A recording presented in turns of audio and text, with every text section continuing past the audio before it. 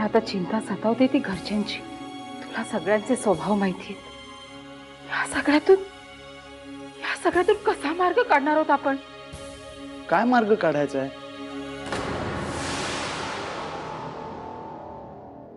आई, मी रेवाला घेऊन मुंबईला चाललोय। आता वाड्यात ही गोष्ट कळल्यावर काय गोंधळ उडणार आहे तुला सांगायची गरज नाही।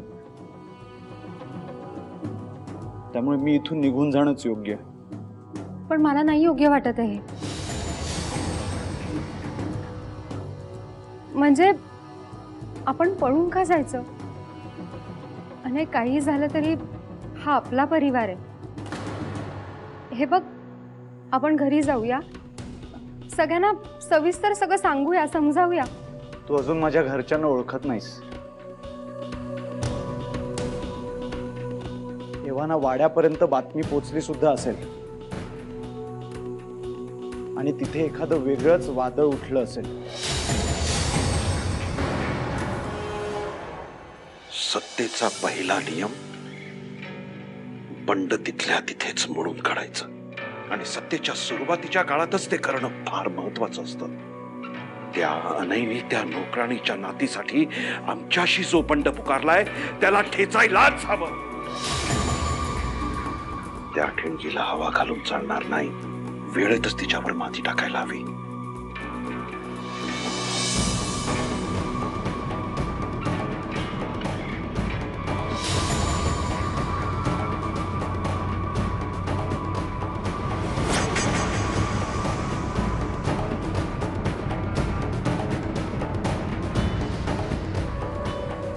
ज्या दिवशी ती मुलगी तिचं पहिलं पाऊल या घरात टाकेल तोच तिचा शेवटचा दिवस। अनयराजे,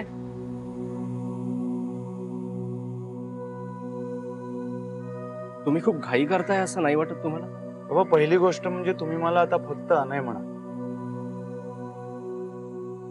आणि जर घाईचं म्हणत असाल तर मी माझ्या घरच्यांना खूप चांगलं ओळखतो। ते इतक्या लवकर ही गोष्ट नाही सुटू देणार। नाही, पण मी बोलून बघतो ना त्यांच्याशी, हवं तर माफी मागतो त्यांची, आणि माझी खात्री आहे ते नक्कीच मला समजून घेतील। दादासाहेब, आपण हे संयमानं हाताळूया, तुम्ही थोडंसं शांत व्हा। नाही राहणार आम्ही शांत। कसे शांत हो सूर्यकांत? अनयनी नाक कापलं आपल्या घराण्याचं। नाही सोडणार त्या मुलीला आम्ही।